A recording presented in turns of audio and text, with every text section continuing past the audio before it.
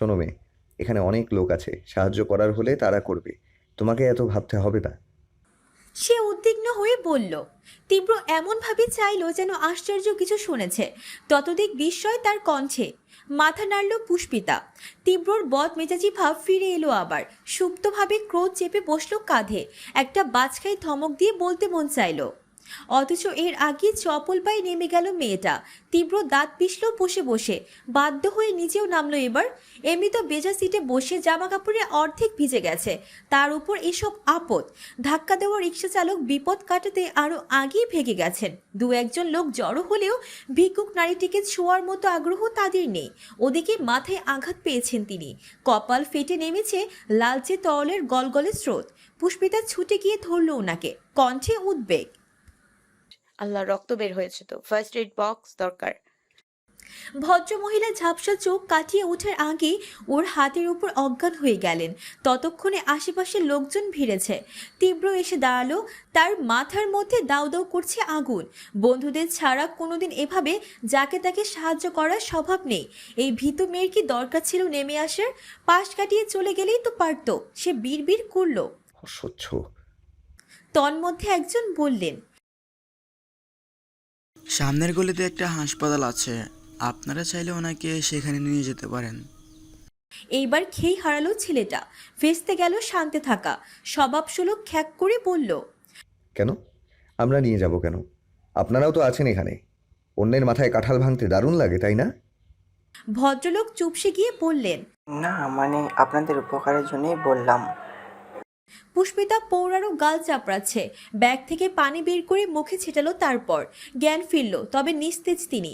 বেশ কিছুদিন অভুক্ত থাকার মতো শীর্ণকায় শরীর। ও ভীত কণ্ঠে বলল, স্যার, ওনার মনে হয় কিছু হয়েছে, চলুন না হসপিটালে নিয়ে যাই। তীব্র মানা করতে চেয়েও পারল না। ভীতু মেয়ের হৃদয় নাড়ানো অনুনয় মস্তকের তপ্ততা কমিয়ে আনলো খানিক। অসন্তোষ কণ্ঠ চাপা দিয়ে বলল, ওকে। আশেপাশে কোনো মহিলা নেই। পুষ্পিতার মতো রোগা মেয়ের পক্ষে অচেতন কাউকে তোলা অসম্ভব। সেখানে গাড়ি অবধি নিয়ে যাওয়া বহু দূরের ব্যাপার। দু একবার চেষ্টা করে অসহায় চোখে ওর দিকে তাকালো সে। মৃগনেত্রের ভাষা বুঝে গেল তীব্র। আরেক দিক চেয়ে ঠোঁট গোল করে দম ফেলল। কথাবার্তাবিহীন নারীটিকে উঠিয়ে নিল দু হাতে। বৃদ্ধা চমকে গেল ভীষণ।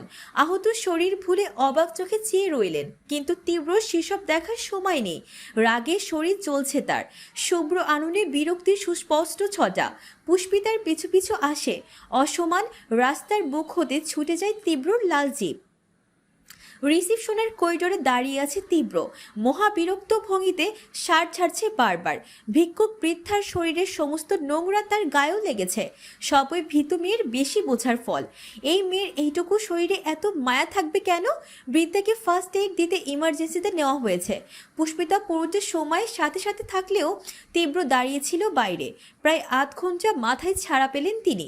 পুষ্পিতার কণ্ঠ শুনে কপালে ভাঁজ নিয়ে ফিরে চাইল তীব্র। মেয়েটা বড় যত্নে সাবধানে নিয়ে আসছেন বৃদ্ধাকে। আসতে দেখে হাঁটুন, এমন কত রকম সতর্কতা তার। তীব্র ব্যস্ত ভঙ্গিতে বলল, হয়ে গেছে, চলো তাহলে। পুষ্পিতার ছোট স্বর। স্যার, উনি মনে হয় আপনাকে কিছু বলতে চান। কিছু একটা বলছিলেন হাত নেড়ে, আমার যতটুকু মনে হলো আর কি। তীব্র ভ্রু কুঁচকে বলল। আমাকে আবার কি বলবে? বৃদ্ধা ইশারা করলেন চেয়ারের দিকে। বসতে চাইছেন তিনি। পুষ্পিতা নিয়ে বসালো সেখানে। মফস্বল হওয়ার এখানে অনেক ভিড়। ভদ্রমহিলা বসেই তীব্রকে হাত নেড়ে কাছে ডাকলেন। এত বিরক্ত লাগলো ওর। এক পল পুষ্পিতার দিকে দেখলো। এই মেয়ে ভীত কিন্তু অতিরিক্ত পাকা। আগ বাড়িয়ে এত ঝক্কি পোহানোর কি দরকার ছিল? উফ! সে এগিয়ে গেল অনিচ্ছায়। কর্কশ কণ্ঠটায় জোর করে মিষ্টি আনার চেষ্টা করে বলল, জি বলুন। বৃদ্ধা শক্তি বাক শক্তিহীন। কথার বদলে হাত দেখালেন নিচু হতে। তীব্র চসূচক শব্দ করলো, এত রং তামাশা কি ভালো লাগে? ধুরবাল! অনীহ ভঙ্গিতে হাঁটু গেড়ে বসলো তাও। বীতস্পৃহায় থমথমে চেহারা। বৃদ্ধা চামড়ায় কুচকে যাওয়া হাতটা তুলে মাথায় রাখলেন ওর। সোনালি চুলে হাত পড়লেই তীব্র চাউনি থমকায়, বিমূর্ত হয়, চোখ তোলে তৎপর। বৃদ্ধার চোখে জল। তার নিজেও দুটো ছেলে আছে। স্বামী মারা যাওয়ার পরই দায়িত্ব থেকে মুখ ফেরায় তারা। জন্মদাত্রী মাকে গলগ্রহ ভেবে তাড়িয়ে দিল বাড়ি থেকে। পেটের দায়ে কিছু বছর যাবৎ রাস্তায় ভিক্ষা করছেন তিনি। মানুষের মানুষের লাথি ঝাঁটার সঙ্গে পরিচিত এখন। কখনো ক্ষুধা কমাতে ফেলে দেওয়া পচা খাবারও গিলেছেন। সে মানুষকে এমন একটা ছেলে একেবারে হাতে করে এখানে চিকিৎসা করাতে নিয়ে এলো। এমন ভালো মানুষ এখনো আছে দুনিয়ায়? তীব্রর জন্য সত্যি মন প্রাণ উজাড় করে দোয়া করলেন তিনি। জীর্ণ কাপড়ে চোখ মুছে আউ করে বলার চেষ্টা করলেন কিছু। তীব্র সেসব বোঝেনি। সে হা করে চেয়ে রইল বৃদ্ধার চোখের দিকে। দৃষ্টি জুড়ে কেবল লুটিয়ে পড়া দোয়া। মাথায় হাত বোলাতে বোলাতে আকাশ পথে ইশারা করছেন বারবার। নীরবে বোঝাচ্ছেন, আল্লাহ তোমার মঙ্গল করুক। মা ছাড়া এভাবে কেউ কখনো দোয়া করেনি তো। উল্টে গাল মন্দ করেছে, হয়তো অভিশাপও দিয়েছে।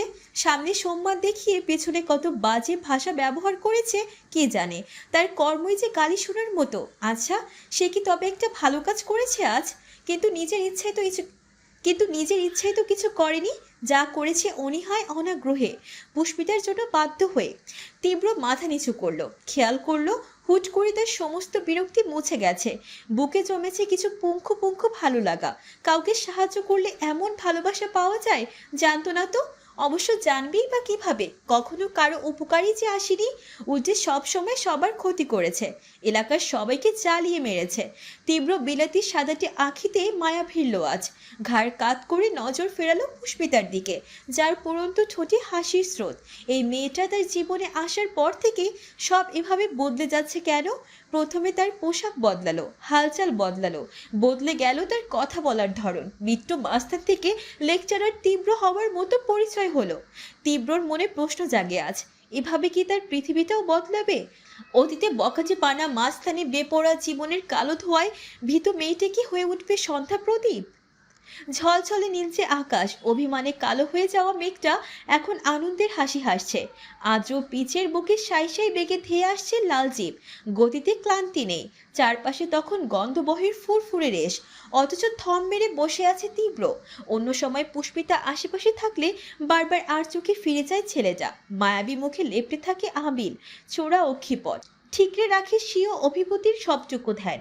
কিন্তু আজকে মুখে কোনো কথা নেই তার, প্রাণ নেই দৃষ্টিতে। শরীরী উদাসীনতায় চঞ্চল মানবের ন্যায় ড্রাইভ করছে কেবল। তবে পুষ্পিতার নিপুণের চোখ বারংবার তীব্রকে ঘুরে আসছে। সরল চোখ যুগলে বিহ্বলতার বান। কোটর দুটো টলমল করছে ভিন্ন কোনো ভাষা। বিস্ময়াবিষ্ট মস্তিষ্কে বাক্য যাচ্ছে কেবল। স্যার, কত বড় মাপের মানুষ, এত দামি গাড়ি যার, সে নিশ্চয় অনেক সচ্ছল ঘরের ছেলে, অথচ মনের মধ্যে বিন্দু মাত্র অহংকার নেই। কি অবলীলায় একজন দুস্থ মানুষকে সাহায্য করলেন আজ। নিজের টাকা খরচ করে চিকিৎসাও করিয়েছেন। এই যুগে এমন ভালো মানুষও হয়। মৃদু হাসল সে। তবে এই সুন্দর হাসিটায় আজকে চেয়ে থাকেনি তীব্র, ফিরেও দেখেনি। তার নিবেশন অন্য কোথাও আটকে। চোখে ভাসছে বৃদ্ধার মাথায় হাত বুলিয়ে দেওয়া দৃশ্য, কুচকে যাওয়া চামড়ার বাজে, চোখ জোড়ানো মমতা। আর এখানেই তীব্র সকল আপত্তি, সবটুকু বিরোধিতা জমা হচ্ছে এসে। দোয়া পাওয়ার মতো কাজ তো করেনি সে, বাধ্য হয়ে কিছু করা। আর নিজের উদ্যোগে কিছু করা কি এক না? তাহলে অহেতুক কেন এগুলোর মধ্যে জড়িয়ে যাচ্ছে ও? তীব্রর মধ্যে আকুল দোটানা, ফ্যাসফাসে চিত্ত সাহারা খুঁজতে খুঁজতে নিশ্চুপ কাটল সারা পথ। FM এর গান বাজেনি উত্তমের, হাওয়ায় ভাসিনি কোনো প্রশ্ন তরি। তবে দেখতে দেখতে হাজির হয়েছে গন্তব্য। পুষ্পিতারা যে বিল্ডিংয়ে থাকে তার পাশাপাশি একটা বড় বিল্ডিংয়ের গ্যারেজে গাড়ি রাখে তীব্র। সেখানেই থামলো জিপ। বিলম্বহীন নেমে যায় সে। পুষ্পিতা নামলো আস্তে ধীরে। দুজনের নিভন্ত নীরবতা প্রতাপ পেয়েছে বেশ। তীব্র কপাল কুঁচকে পায়ের বুটের দিকে চেয়ে রইল। ঝলসে যাওয়া কালচে ঠোঁট, সম্মুখ দাঁতে কাঁচা, সব সুনিপুণভাবে ভাবনায় ডুব দিয়েছে যেন। কিন্তু কিছু বলতে উসখুস করছে পুষ্পিতা। জড়তা সংকোচে নম্র সম্র জিভখানা ইচ্ছেপূর্বক বিপুল হলো। পরাজয় মেনে শ্বাস তুলল বক্ষপট। চুপচাপ ব্যাগ থেকে ফোন ওয়ালেট বের করে বাড়িয়ে দিল ওর দিকে। তীব্র ললাট রেখা গাঢ় হয়, তাকায় চোখ তুলে। ফোন ওয়ালেট নিতে নিতেই হুট করে প্রশ্ন ছুঁড়ে বসে, কি করলে ভালো কাজ হয় তুমি জানো?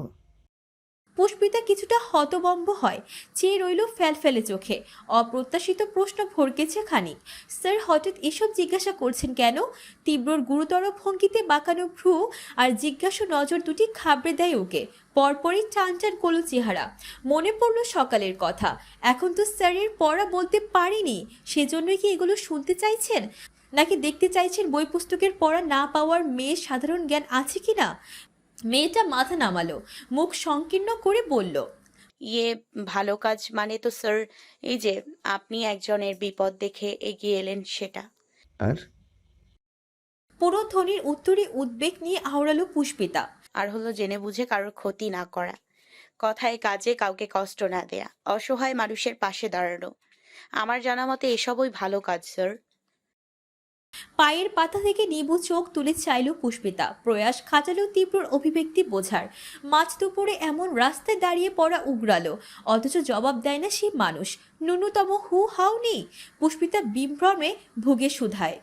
আমি কি ঠিক বলেছি স্যার? নড়ে উঠল তীব্র। হ্যাঁ। এত সময়ের অনুচিন্তনে থমকে থাকা আদলে ভারী কি ফিরল পরপর। তেমন ভারী শোনালো গলার স্বর। গেটের দিকে ইশারা করে বলল, ভেতরে যাও। পুষ্পিতা আনন্দ পেল। সহজ প্রশ্নের সঠিক জবাব গুছিয়ে দিতে পারায় শ্বাস টানল স্বস্তির। মাথা নেড়ে হাতে ধরল ঘুরে, অথচ লম্বা শরীর সহ স্তম্ভের মতো দাঁড়িয়ে রইল তীব্র। ভেতরটায় হাঁসফাঁস করছে কেমন। শিরা কেটে ফেলে রাখা প্রাণীর মতো ছটফটে লাগছে সবকিছু। পালাক্রমে চোখের পর্দায় ছুটে বেড়ানো ভ্রমে দুষ্কর হচ্ছে সহজ থাকা। কখনো হাসপাতালে সে বৃদ্ধাকে মনে পড়ছে, কখনো আবার নিজের ফেলে আসা অতীতগুলো। গত বছর এক মধ্যবয়সী লোকের মুদি দোকানে ভাঙতে গিয়েছিল ওরা। কোক খেতিতে এগিয়ে থাকা সেই বিট্টু মাস্তানের গ্যাং। ভদ্রলোক চাঁদা দিতে দেরি করেছেন। সেখানে মাসের 3 তারিখে টাকা জমা দেওয়ার কথা থাকে, সেখানে সেদিন 7 তারিখ ছিল। তীব্র চচে গেল। ভরা হাট বাজারেই ক্রেন দিয়ে গুড়িয়ে দিল টিনের চাল। লোকটা কেঁদে কেঁদে অনুনয় করেছেন, পা চেপে বিনতি করেছেন। কঠোর তীব্র শোনেনি, বরং চারপাশের মানুষগুলোর ভয় ধরে চিমসে যাওয়া মুখ ভদ্রলোকের অসহায়ত্ব দেখে পৈশাচিকতায় হৈ হৈ করে উঠেছিল ওষ্ঠপট। তৎক্ষণাৎ চোখ খিচে বুঝে ফেলল তীব্র। সূচক শব্দ করল জিভে। আজকে প্রথম বার্ষিক কাজের জন্য আফসোস হলো তার। আক্ষেপে চৌচির হলো অন্তপট। ঢোক গিলে ভাবে, আমি যে কোনোদিন কোনো ভালো কাজই করিনি, উল্টে যাকে পেরেছি মেরেছি, কষ্ট দিয়েছি। ভীতু মেয়েটা এসব জানলে পছন্দ করবে না, আমায় ভালোবাসবে না। নিজের শেষ কথাতে নিজেই চমকে উঠল তীব্র। শশব্যস্ত প্রকট আঁখিতে ফিরে দেখল পুষ্পিতাকে। মেয়েটা চলে যাচ্ছে, পিঠের সাথে হেলে দুলে সন্ধি করছে কালো বেনুনি। তীব্র হৃৎপিণ্ড থমকে থাকে পৃথিবী। বক্ষ স্পন্দনে গতিবেগ, থিতিয়ে আসে সাহসা, ভালোবাসা। নিটল ওষ্ঠভাজে শব্দখানা আউড়ে ফেলল কয়েকবার। এত শ্রুতিমধুর বাক্য হয়, শুনতে এত শান্তি লাগছে কেন? বলতেই বা কিসের এমন সুখ? তীব্র নিজেকেই প্রশ্ন করে। আমি কি ভীতু মেয়েকে ভালোবাসি? আচ্ছা, ভালো না বাসলে কি কারো জন্য এত কিছু করা যায়? সেই প্রথম দিকের আকর্ষণ, সন্দিহান ভালো লাগাকে প্রশ্রয় দিতে গিয়ে কি অঘটন ঘটে গেল? এইভাবে নিজেকে যাচাই করার লড়াইয়ে নেমে মন প্রাণ ফেসে গেছে আমার। ভীত মেয়েতে হেই আড়ালাম আমি। পুষ্পিতা কেচিকেট খুলেছে। তীব্রর অন্য মনস্ক নজর দুটো লেপ্টে রইল সেথায়। অচিরাত দাঁড়িয়ে গেল মেয়েটা। ফিরে তাকালো কিছু একটা ভেবে। তখনকার মতো চোখ সরানোর তাড়া নেই তীব্রর। নিবিষ্ট যোগে চেয়ে থাকে সে। অবিচল অপচল দৃষ্টিদয়ের কবলে পড়েই পুষ্পিতার বুক কাঁপে। ঝাঁকুনি আগে দেহে, সফেদ রঙা গাঢ় স্রোত দেবে আসে পিঠ পেরিয়ে। তীব্রর বক্ষ জুড়ে উচাটন, শ্রবণ রুদ্ধ করা ধূপধূপ আওয়াজ। ভীতু মেয়ের ঘুরে তাকানোর প্রবল হলো সেটা। মনে পড়ল মিরাজকে বলা, প্রেমে পড়িনি, প্রেমে পড়লে বুক ধুকভুক করে। আমারও সব হয়নি। অচিরে টলে উঠল দেহ, নড়ল চোখের ভার। আজ তো বুক ধুকভুক করছে। এই তো পরিষ্কার শব্দ পাচ্ছে সে। হৃদযন্ত্রের বাইরে লুটিয়ে আসার অমূর্ত আয়োজন যেন। মস্তিষ্কে দোলাচল ছুটে বেড়াচ্ছে দিশাহীন। বুক ফুলিয়ে শ্বাস ফেলল তীব্র। হঠাৎই ফিচেল হাস্যবানে ওষ্ঠ তুলল একদিকে। কথার নিবিড় স্রোতে দপদপ করলো আখি। কপালের পাশ চুলকে ভাবল, ভীতু মেয়ে, পছন্দের জোরে এসে ভালোবেসে ফেলেছি। বিট্টু মাস্তানকে প্রেমে ফাঁসালে তো তার প্রেম কিন্তু লেকচারার তীব্রর মতো সভ্য হবে না। দরজায় ঠকঠক শব্দ। বেলনা টিপে নিরন্তর ধাক্কা দিচ্ছে কেউ একজন। নাহিদ ছুটে এলো গতিতে। দরজা খুলতে ওপাশের আয়েশা খাতুন হাসলেন। শশব্যস্ত সালাম দিল নাহিদ, বিনম্র তার ভঙ্গি। ভেতরে আসুন আন্টি। আয়েশার সদ্য ফোটা হাসি নিভে গেল। নাহিদকে দেখে ভাঁজ বসলো কপালে। ছেলেটাকে বেশ কয়েকবার দেখলেও কথা হচ্ছে আজ। তিনি এসেছেন তীব্রর কাছে। ভেতরে উকি দিলেন এক নজর। নাহিদ বুঝতে পেরে বলল, বিট্টুকে খুঁজছেন? বেখেয়ালে মাথা ঝাঁকানো আয়েশা খেয়াল পড়তে সতর্ক চোখে চাইলেন, কণ্ঠে অনিশ্চয়তা। কি বললে? নাহিদের বুকখানা ছ্যাদ করে ওঠে। এই রে, মুখ ফুসকে বিট্টু বেরিয়ে গেছে। তীব্র জানলে মেরেই ফেলবে আজ। ওদিকে আয়েশার তীক্ষ্ণ চাউনি। সব মিলিয়ে বিপাকে পড়ল ছেলেটা। পরিস্থিতি বাগিয়ে আনা জরুরি। ঠোঁটে হাসি টেনে মিনমিন করে বলল, মানে বললাম যে একটু আগে ফিরছেন। ঠোঁট চেপে চোখ ঝাপটালেন আয়েশা। কেন যেন মনে হলো ছেলেটা এই কথা বলেনি, তবে বিশেষ মাথা ঘামাননি। নরম গলায় বললেন, পুষ্পিতার স্যারকে একটু ডেকে দেবে বাবা? তীব্র তো মাত্র শাওয়ারে ঢুকেছে আন্টি, 1 ঘন্টার আগেও বের হবে না। আপনি বসুন। প্রস্তাব রেখে নিজেই মনে মনে না না করল নাহিদ। প্রার্থনা ছুড়ল আকাশে, উনি যেন কোনোভাবেই ভেতরে না ঢোকেন। ওদের ঘরের উপর দিয়ে ছোটখাটো ঝড় বয়েছে আজ। এদিক সেদিক জামা কাপড়, মোজা, এসব দেখলে কি ভাববেন কি জানে। আয়েশা ভেতরে গেলেন না, তবে অবাক কণ্ঠে বললেন, এই ভর সন্ধেবেলা গোসল করছে, তাও এমন ঠান্ডার সময়? নাহিদ দাঁত মেলে হাসল। ও এরকমই। উনি ঠোঁট গোল করে বললেন, ও আচ্ছা, তাহলে বরং যে জন্য এলাম সেটা তোমাকেই বলে যায়। নাহিদ ভ্রু গোছালো। কিছু হয়েছে আন্টি? আয়েশা হেসে বললেন, আরে না না, কি হবে, আসলে কাল তো শুক্রবার, ছুটির দিন, তাই কাল দুপুরে আমাদের বাসায় তোমাদেরকে দাওয়াত দিতে এলাম। ওর কণ্ঠে বিস্ময়। হঠাৎ দাওয়াত কেন আন্টি? ও মা, দাওয়াতে আবার কোনো কারণ থাকে নাকি? তোমরা এতদিন এসেছো এখানে, ঠিকঠাক তো আলাপই হলো না। কাল এসো কেমন? কোনো না শুনবো না কিন্তু। নাহিদ খানিক দ্বিধাদ্বন্দ্বে পড়ল। বিট্টুর থেকে না শুনে কি বলবে সে। তার চিন্তা ভাবনার মধ্যে নিজেদের ঘরে ঢুকে গেলেন আয়েশা। নাহিদ নিজের দরজা আটকালো। পিছু ঘুরতেই সামনে এসে দাঁড়ালো তীব্র। সদ্য ভেজা উন্মুক্ত শরীর, প্রতিটা জলের ফোঁটা যেন উজ্জ্বল হীরক চূর্ণে। শুধালো ভীষণ ঠান্ডা গলায়, পাশের বাসার আন্টি। কাল দুপুরের জন্য দাওয়াত দিলেন আমাদের। হঠাৎ? আয়েশা বলে যাওয়া তখনকার কথাটা হুবহু অনুকরণ করলো নাহিদ। বলল নিজের মতো, ও মা, দাওয়াতের আবার কারণ থাকে নাকি? আমরা এতদিন এসেছি এখানে, ঠিকঠাক তো আলাপই হলো না। কাল যেতে হবে কেমন? কোনো না শুনবো না কিন্তু। তীব্র নাক চোখ কুচকায়। সে বলল, এভাবে তাকাচ্ছিস কেন? এসব কি আমি বলেছি? উনিই তো বলে গেলেন। চাউনি শুরু হয় ছেলেটার। নিম্নষ্ঠের নরম ত্বক পিষে ফেলল দাঁতে। একটু চুপ থেকে বলল, ব্যাপারটা তো সুবিধার লাগছে না। হুট করে বাসায় দাওয়াত কেন? অথচ ততটাই নিশ্চিন্ত দেখালো নাহিদকে। কাঁধ উচালো। কি জানি, দেখ হয়তো তোর সাথে পুষ্পিতার বিয়ের প্রস্তাব দেবে। মিটি মিটি হাসিটা দেখে তীব্রের গা জ্বলে উঠল রাগে। মোটা স্বরে বলল, ইদানিং খুব খই ফুটছে তোমার মুখে, তাই না? নাহিদ আশ্চর্য হয়, অবোধ কণ্ঠে বলল, আমি কি করলাম? আচ্ছা, যদি এটা নাই হবে তাহলে শুধু শুধু কেন দাওয়াত দেবে আমাদের? তীব্র ধমক দিয়ে মৃদু গলায়। চুপ কর, ডিম ভাজতে বলেছিলাম, ভেজেছিস? মাথা নাড়ল সে। ভাজেনি। বন্ধুর কচমটে চিবুক দেখে তৎপর দুহাত তুলে বলল, ওকে ওকে, এভাবে তাকাতে হবে না ভাই, এক্ষুনি ভেজে দিচ্ছি। পাশ কাটিয়ে গেল খুব ভদ্রভাবে, অথচ দূরত্ব বাড়তেই বিড়বিড় করে বলল, শালা মাস্তান, লেকচারার সাজলে কি হবে? গুণটা তো গুন্ডাই থাকে, কথায় কথায় মারতে আসে আমায়। ও ভেবেছিল তীব্র শোনেনি। হঠাৎ সে পিছু ফিরে বলল, তুই যাবি? কিছু চমকায় নাহিদ। তস্ত্র রান্নাঘরে ঢুকে যায়, কিন্তু তীব্রর ভাবনা গেল না। এই দাওয়াত নিয়ে যত উদ্ভট কথা মাথায় আসছে, এর মধ্যে আবার অন্য কোনো গল্প নেই তো? নুহা আদা ছিলছে আর কেটে দিচ্ছে পুষ্পিতা। পেঁয়াজ রসুন ব্লেন্ড করছেন আয়েশা। এখন থেকে আগামী আয়োজনের সব তোড়জোড় শুরু করেছে তাদের। কিন্তু নুহার মাথা গরম। আজকাল ওকেও তীব্র রোগে ধরেছে। যখন তখন মেজাজ চটে যায়। এই যে এখন ফুল ফেপে সব একেবারে বোম হয়ে আছে, আর সেই রাগের পিছনেও আয়েশা দায়ী। আজকে হুট করে বাজারে এনেছেন, তারপর ঘোষণা করলেন, পুষ্পিতার স্যারকে দাওয়াত দিতে এসেছি। মায়ের দ্বারা এমন রসিকতা কি মানা যায়? সেজন্য মুখ গোছ করে বসে আছে নুহা। কেন মা এরকম করবেন? ওদের সাথে একটু আলোচনা করা গেল না? ওরা কি এতটাই ছোট? পুষ্পিতাকে কিছু বলেনি, কথাটা শুনেও গাতিটারও ওর মতো ফ্যালফ্যাল করে চেয়েছিল। কোনো মানে হয় এসবের? আয়শা হাতের কাজ শেষ করে আদা নিতে এসেছেন। চোখ পড়ল মেয়ের ওপর। শ্যামলা আননের মেঘ দেখে বললেন, কি হয়েছে রে তোর? আজকাল একটু কিছু হলেই দেখি চেহারাটাকে বেড়ালের হাগু বানিয়ে রাখিস।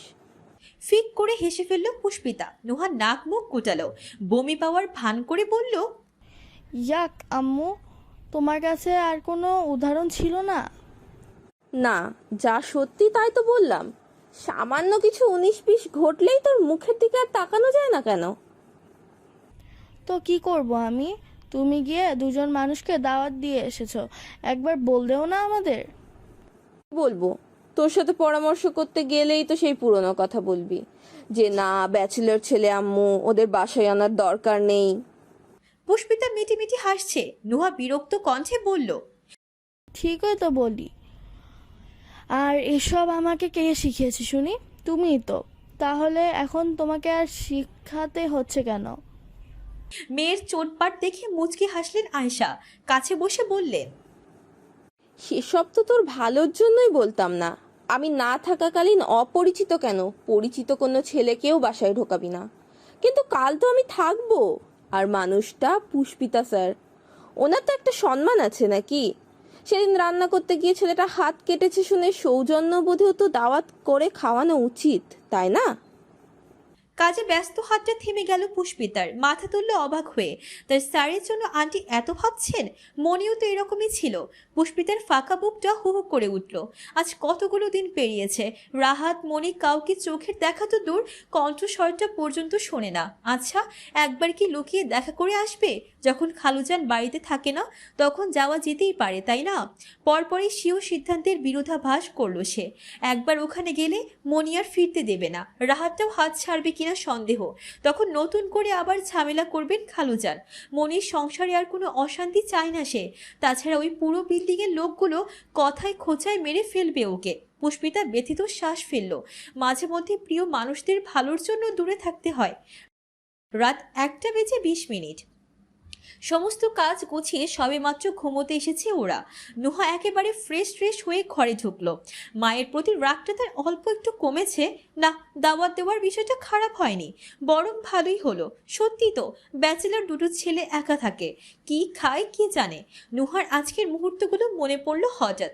গাড়ির কাজ খুলে নাহিদের মাথা বের করে হেসে দেওয়া দৃশ্য। কি চমৎকার করে হাসে সে। না, মানুষটা ভালো। আর যাই হোক, ছেলেদের চাউনি দেখলে চরিত্র বোঝা যায়। সেই ভিত্তিতে আজকের পুরোটা সময় নিজের তীক্ষ্ণতা দিয়ে তাকে বিচার করেছে নুহা। তার ভাবনার মতো জঘন্য কিছু তো দূর, গাড়ির ভেতর নাহিদ ধারে অব্দি ঘেসেনি, একদম জানলায় লেপ্টে বসেছিল। সাদাসিধে তবে সত্যি চরিত্রবান ছেলে সে। নাহিদের কথাগুলো মনে করে হেসে ফেলল নুহা। ওই যে বলেছিল, সেই কথাতেই ঠোঁট ফুঁড়ে বাইরে এলো দাঁত। আচমকা চোখ পড়ল আয়নায়। সামনে বসে চুল আঁচড়াচ্ছে পুষ্পিতা, অথচ নিবেশন অন্য কোথাও। দর্পণে চোখ নেই, চেয়ে আছে দেওয়ালের দিকে। পুষ্পিতার এই উদাসীনতা নুহা পড়তে পড়তে চেনা। যখন খুব চিন্তায় থাকেও তখন এমন করে। আবার কি হলো মেয়েটার? নুহা তস্ত্র এগিয়ে গেল কাছে, কাঁধে হাত রাখতে একদম চমকে উঠল সে। নুহার চাউনি পাল্টালো, প্রগাঢ় হলো সন্দেহ, কণ্ঠে উদ্বেগ। কি হয়েছে তোর? পুষ্পিতা ক্ষণ ক্ষণ মাথা ঝাঁকায়। কিছু না, কিছু না। নুহা রেগে রেগে বলল, এত কি ভাবছিলি? দেখ পুষ্পিতা, মিথ্যা বলে পছন্দ করি না আমি। আবার সেটা যদি আমার বেস্ট ফ্রেন্ড বলে, তাহলে যে মাথাটা কোন লেভেলের গরম হবে সেটা তুই নিজেও ভাবতে পারিস না। পুষ্পিতা ঠোঁট উল্টালো, মাথা নুয়ে ডুব দিল চিন্তায়। মনোদিতা উপচে পড়ছে আদলে। মিনসে কণ্ঠে বলল, একটা কথা বলতাম, কিন্তু তুই আসলে কিভাবে নিবি সেটাই ভাবছি। নুহা দুই ফু উচালো, অবাক হওয়ার ভান করে বলল, ও তাই? পুষ্পিতা নামের মেয়েটা এখন আমার সাথে কথা বললেও ভাবে? আচ্ছা যা, শুনবই না তোর কথা, তুই তোর পেটেই রেখে দে। মেকি অভিমান নিয়ে নুহা চলে গেল। শশব্যস্ত কোনোই টেনে ধরল পুষ্পিতা। ওকে ধরে বিছানায় বসিয়ে নিচে বসলো সামনে, কণ্ঠ মৃদু। শোন না, রাগ করিস না, আসলে এরকম কখনো কিছু বলিনি তো, তাই একটু কেমন কেমন লাগছে। নুহার কণ্ঠে সন্দিহান। কি হয়েছে বল তো, কোনো সমস্যায় পড়েছিস? পুষ্পিতা মাথা নাড়ল, চিবুক নিল গলায়, হাজার খানেক ইতস্ততা মিশে গেল স্বরে। তীব্র স্যার না আমার দিকে কেমন করে চেয়ে থাকে জানিস? মানে মনে হয় হয় না কিছু তাকানোর ধরন, উফ কিভাবে যে বোঝাই তোকে। মানে ওই হয় না, দেখায় না সিনেমাতে, ওরকম আর কি। নুহা জোরে বলে ফেলল। কি? কেমন করে তাকায়? পুষ্পিতা হকচকায়, চাপা কণ্ঠে শাসিয়ে ওঠে। আহা আস্তে, কেউ শুনে ফেলবে তো। নুহা স্বর নামালো, ছোট চোখ বড় করে বলল। কি বলছিস? উনি কি তোকে কখনো কিছু বলেছেন? না, কিছু বলেনি, কিন্তু প্রায়ই দেখি চেয়ে থাকে, আর সেটা মোটেই স্বাভাবিক চাহনি না। পরপরে উদ্বেগ নিয়ে বলল। দেখ আমি যতই বোকা হই, কিন্তু মেয়ে তো, একটা মেয়ে হয়ে একটা ছেলে কিভাবে তাকায় বুঝবো না? নুহা বিজ্ঞান ন্যায় মাথা দোলালো, হুটহাট কণ্ঠ রুক্ষ করে বলল। সে তো তাকাবেই। আরও যা রান্না করে দিয়ে ওই রান্না খেয়েই বেটার মাথা খারাপ হয়েছে। একে সুন্দর মেয়ে, দুয়ে ভালো রান্না জানে, তিনে মেয়ে আবার ভীষণ নরম, যাকে কাদামাটির মতো এদিক থেকে আঁচড়াও ওদিক থেকে আঁচড়াও টু শব্দ করবে না। এমন মেয়ে হাতছাড়া করা যায়? ছেলেরা তো বউ হিসেবে এরকম মেয়েই চাইবে। পুষ্পিতা তবদা খেয়ে বলল। আমি বললাম তাকানোর কথা, তুই বউ পর্যন্ত চলে গেছিস? যাব না? আমি তো বউ অবধি খেয়েছি। তোর স্যার দেখ গিয়ে তোর সাথে মনে মনে ফ্যামিলি প্ল্যানিংও করে ফেলেছে। পুষ্পিতা জিভ কাটলো, হাঁসফাঁস করলো নিবিড় লাজে। বুকের মধ্যে চুপচাপ কাঁপুনি উঠেছে হঠাৎ, শুভ্র কপলে ভিড় করছে হুড়মুড়ে কুণ্ঠা। নুহার চোখে ধরা পড়ল সব, কণ্ঠ পুরো করে বলল। সত্যি করে বলতো, ও কি তোকে পছন্দ করে? পুষ্পিতা উদ্বিগ্ন জবাব। এ বাবা, না না না, আমি ওনাকে নিয়ে এরকম কিছু ভাবিনি কখনো, আর ভাববো বা কি করে? স্যার হলেন বা। মাঝপথই তেতে উঠল নুহা। একদম তোর এই ব্যাকডেটেড ডায়লগ দিবি না। স্যার বাবার মতো, স্যার বাবার মতো, খালি এক কথা। আজকাল কার স্যাররা না বাবার মতো হয় না। আর তীব্র স্যার যে ইয়াং, তোর মতন ওনার মেয়ে থাকবে কখনো? গাধি একটা। এখন যুগ পাল্টেছে, এত স্টুডেন্ট টিচার বিয়ে হচ্ছে জানিস? এই তো শাহরুখ খানের মেহনা মুভি তেও নায়িকা টিচার ছিল ওর। তাতে কি হয়েছে? ঠিকই তো ওরা একসাথে নেচে নেচে গান গাইলো। तुमसे मिलके दिल का है जो हाल क्या करे, हो गया है कैसा ये कमाल क्या कहे। পুষ্পিতার দেওয়ার মতো যুক্তি নেই, অথচ তীব্রর সাথে এমন কিছু ভাবলেও লজ্জায় কাটা দিচ্ছে শরীর। তাছাড়া তনুজাও স্যার বলতে অজ্ঞান। নুহাটাকে এখন কিছু বোঝালেও বুঝবে না, থাকবে। আমতা আমতা করে চুপ করে গেল। নুহা মুরব্বীদের মতো হাবভাব করে বলল। ঠিক আছে, ব্যাপারটা তুই আমার উপরে ছেড়ে দে। তোর স্যার দেখতে ভালো, মানুষটাও খারাপ না। আগে একটু যাচাই করে নেই, বুঝে নেই যে আমার বন্ধুকে সে কতটা সুখে রাখবে। পাশ করলে আমি নিজে এগিয়ে দেব তোকে। পুষ্পিতা হা করে ফেললো, কণ্ঠে বিরক্তি এনে বলল। এজন্যই কথাটা তোকে বলতে চাইনি, কি একটা জানিয়েছি। আর বিজ্ঞানী আপা কত কি ভেবে ফেলেছেন। থাক আপা, আপনাকে আর যাচাই করার দরকার নেই, আপনি ঘুমান। অদিষ্ট ভঙ্গিতে মাথা নেড়ে চলে গেল মেয়েটা। ব্রাশে পেস্ট মেখে বেসিনের সামনে গিয়ে দাঁড়ালো। নুহা উচ্চস্বরে বলল। হ্যাঁ হ্যাঁ, এখন তো সব বলবি। আমি বললে দোষ, তাই না? মনে রাখিস, গরিবের কথা বাসি বলে মিষ্টি লাগে। এখন আমার কথা খারাপ লাগলো তো এটাই না একদিন সত্যি হয়ে যায়। পুষ্পিতা এক কান দিয়ে শুনেও আরেক কান দিয়ে বের করে দিল। তবে মাঝরাতের এই উচ্চ বাক্য বাইরে অবধি ছড়িয়ে যায়। নিজের ঘর হতে চেঁচিয়ে উঠলেন আয়েশা। কি ব্যাপার নুহা, এখনো ঘুমাওনি তোমরা? তিনি থামলেন, সঙ্গে সঙ্গে চিল্লিয়ে উঠে ব্যাচেলর ছেলেদের দল। নুহা ক্ষেপে কিছু বলতে চায়, পরপরই থামায় নিজেকে। এই রাত বিরেতে দেওয়ালের রং খসে পড়লেও বিকট শব্দ হয়, সেখানেও চেঁচালে তো কথাই নেই। পুরো গাজীপুর তেড়ে আসে কিনা। এই অসভ্য লোকগুলো যে কবে যাবে এখান থেকে? এদের জ্বালা থেকে বা শান্তি পাবে কবে? পলাশ ঘরে ঢুকতে মিথিলা চেঁচিয়ে ওঠে। জেনির সাথে অফিসে গিয়েছিলে কেন? হঠাৎ নীনাদেব হরকায় সে, পল্লব ছাপটায় ভীমরমে। জেনির সাথে যাব কেন? মিথিলা আঙুল তুলে হুঁশিয়ারি দিল। একদম মিথ্যা বলবে না, আমি নিজে দেখেছি তোমাদের মাখামাখি। তুমি একজন বিবাহিত পুরুষ, বাহিরের একটা মেয়ের সাথে তোমার এত ঢলাঢলি কিসের আমি বুঝি না। বোকা পেয়েছো আমাকে? পলাশ চুপচাপ জুতো খুলে র্যাকে রাখলো, একটা কথা না বলে সোজা চলে গেল বেডরুমে। স্পষ্ট অবজ্ঞা মিথিলার গায়ে সূচের মতো বেঁধে হনহন করে এসে দরজায় লাথি মারল, চিৎকার ছুড়ল ফের। কানাডায় নিয়ে এসেছো বলে আমাকে মানুষ মনে করো না তুমি? কাজের লোকের মতো ট্রিট করছো, রান্না করাচ্ছ, আর বাইরে গিয়ে গা ঘেঁষে থাকছো জেনির। কোথায় গিয়েছিলে তুমি? হ্যাঁ, অফিসে না হোটেলে? পলাশ আগুন চোখে চায়, হুঙ্কার দিয়ে কঠিন স্বরে। একদম বাজে কথা বলবে না। জেনি আমার বন্ধু, আর কতবার বলতে হবে তোমাকে? বন্ধু মাই ফুড। আমার বন্ধু ছিল না, জীবনে কোনো বন্ধু দেখিনি আমি। কই, তারা তেমন গা চিপকে থাকে না। যেখানেই দেখো, যার সামনে দেখো, কই চুন্নি মেয়ে ছুটে এসে জড়িয়ে ধরে তোমাকে। কেন? হোয়াই? পলাশ দাঁত কিরমির করে এগিয়ে গেল। শক্ত বাঁধন কোণে চেপে ধরতে মিথিলা ব্যথা পায়, কোকিয়ে ওঠে।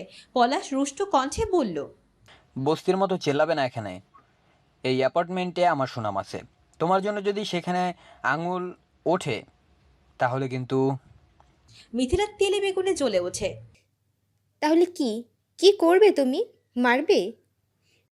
পলাশের রক্ত ফুটল রাগে, আচমকা হাত ছেড়ে গাল চেপে ধরলো। মেয়েটা ব্যথায় নয়, থমকে গেল বিস্ময়ে। ও হিস হিস করে বলল, দরকার পড়লে আমি মারতেও পারি মিথিলা। এখনো সময় আছে। নিজের জিভ আর অহংকারকে সামলে রেখো। ভুল জায়গায় দেখাতে এলে নিজেই কিন্তু বিপদে পড়বে। ছেড়ে দিল। তারপর মিথিলার তৎপর নিজের জীবকে হাত বোলায়, যন্ত্রণায় সব অবশ্যের মতো লাগছে। বিমূঢ় হয়ে বলল, বিয়ের 2 মাসও হয়নি, তুমি আমার গায়ে হাত তুললে পলাশ? এর জন্য তুমিই দায়ী। আমার সঙ্গে ভদ্র থাকো, কিচ্ছু বলবো না। অভদ্রতা করলেই। মেয়েটা ক্ষণপূর্বের ব্যথা ভুলে গেল, খেপে উঠল পাখিনীর ন্যায়। তুমি অন্য মেয়ের সঙ্গে নষ্টামি করতে পারবে, আর আমি বললেই সেটা অভদ্রতা, তাই না? পলাশ সাবধান করলো চোখ রাঙিয়ে। Don't cross your limit Mithila. নষ্টামি আমি নই, তুমি করে বেরিয়েছো। কে জানে নাহিদের মতো আরও কত বয়ফ্রেন্ড ধরা ছিল তোমার। আর আজকাল প্রেমের কেমন হয় সবাই জানে। কবার শুয়েছিলে সেটা বলো। মিথিলা স্তব্ধ হয়ে গেল, গলার স্বর ফাটল ধ্বনিতে। পলাশ, এক থাপ্পড়ে শেষ করে ফেলবো। একদম আমার সাথে উঁচু গলায় কথা বলার সাহস করবে না। সারাদিন অফিসে গাধার মতো খেটে এসে এখন ওনার রং তামাশা দেখতে হবে। এই যাও, সামনে থেকে যাও, এক্ষুনি যাও।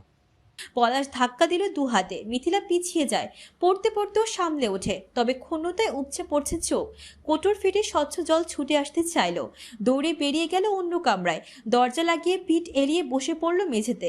হঠাৎ করে ঝাপসা চোখে ভেসে উঠল নাহিদের সরল মুখখানি। মিথিলার আক্ষেপ হলো আজ, কেন পলাশকে বিয়ে করতে গেল? নাহিদটা সহজ সরল ছিল, ওটাকে বিয়ে করলে ওর কথায় উঠতেও বসতো।